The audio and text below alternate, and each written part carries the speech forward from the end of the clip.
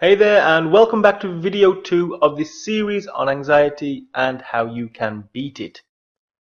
In the last video we looked at the origins of fear and how the fear response has developed and honed itself through generation after generation of natural selection to make the person with the best fear response faster and stronger than everyone else when faced with danger, and therefore able to live longer and have the most chance of passing genes down through the generations.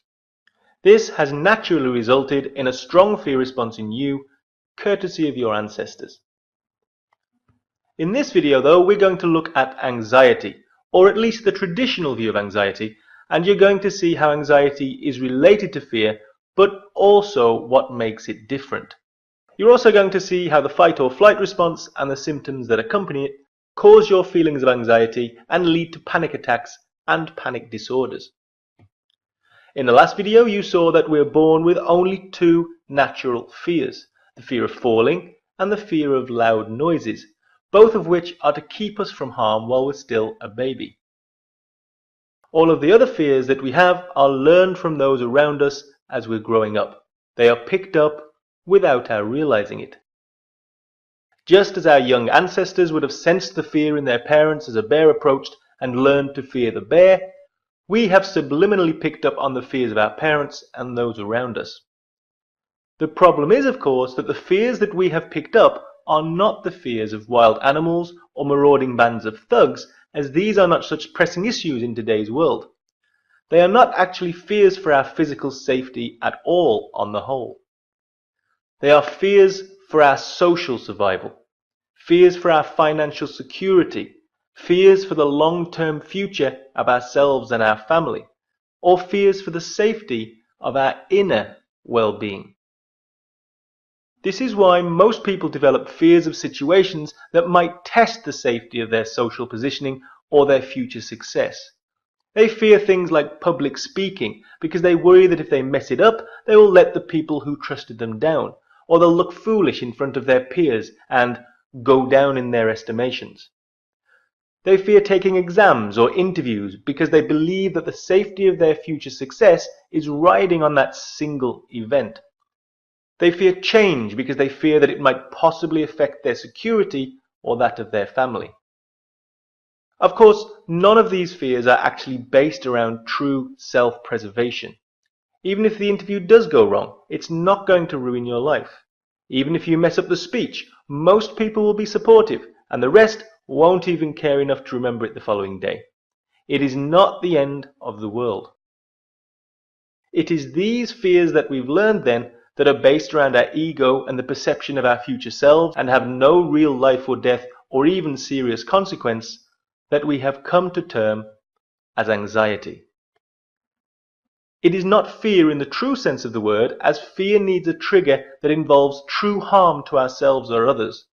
It is instead a modern day fear of criticism, social acceptance, self-worth, and finding our place in the world. The problem is, of course, that the body cannot tell the difference between this anxiety and true fear. This safety of our so-called civilized world has existed for only a fraction of the time that humans have been on Earth, and so our bodies have not had time to adapt. This means that the fight or flight response that was so useful in keeping our ancestors alive is still triggered by our trivial anxieties. It is the symptoms of this fear response that give us the feelings that we today associate with anxiety.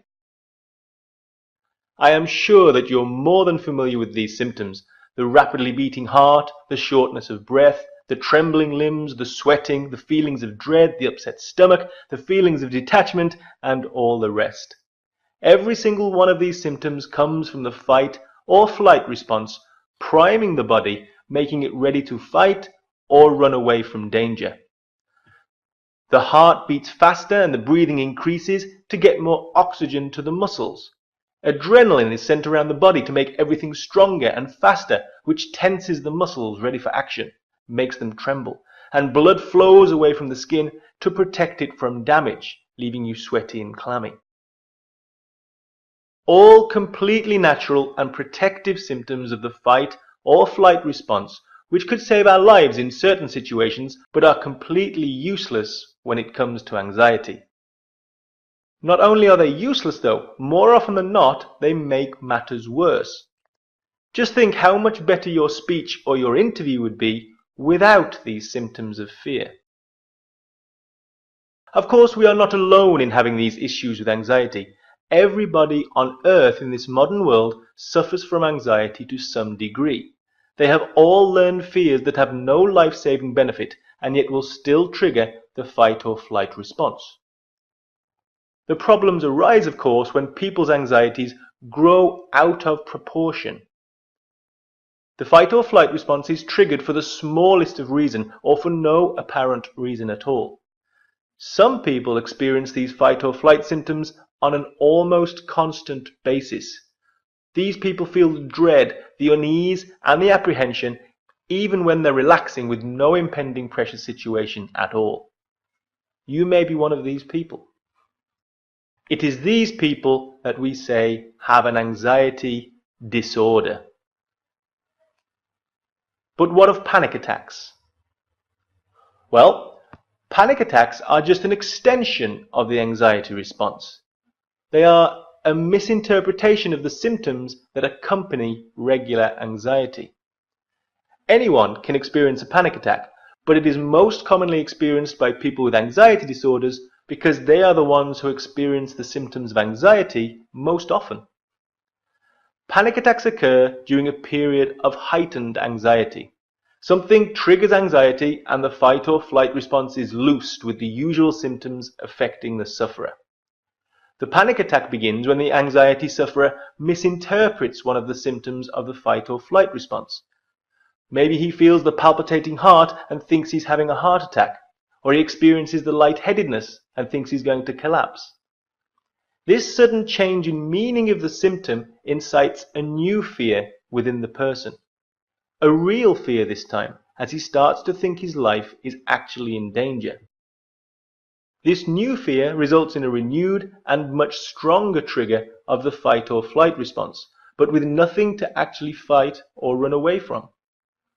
It is these new and much more severe symptoms of the fight or flight response that we call a panic attack.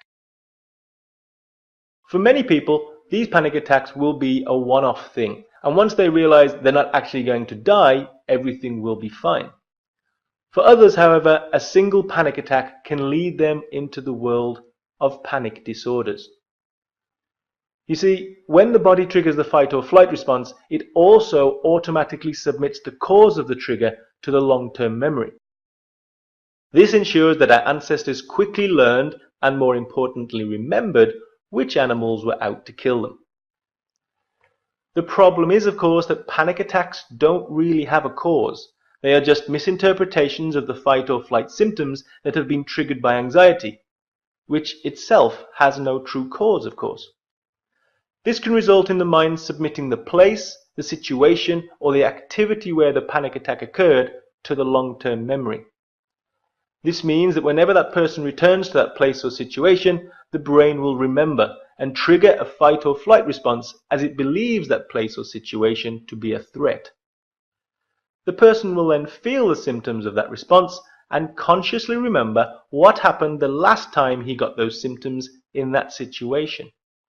He will remember the panic attack and begin to fear having another panic attack.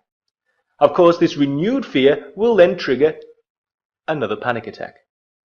It is this fear of panic attacks and avoiding the situations or places so as not to have another panic attack that we call panic disorder. It is a vicious circle of self-fulfilling prophecies and only gets worse with time if not addressed, leading to drastic avoidance tactics and even agoraphobia. As you can see then, panic attacks and panic disorders and even agoraphobia usually stem from an out-of-control anxiety. And so, although panic disorders can be treated independently, there is a risk of them starting again if we do not treat the underlying problems of excessive anxiety. That's why then we're going to look at what could be causing out-of-control anxiety and new ways at looking at the root cause of general anxiety disorders and social anxiety disorders in general in the next video. So please look out for the next video tomorrow. We'll be talking about some really cool stuff, and I think you'll really enjoy it. So I'll see you there. Take care. Have a good night.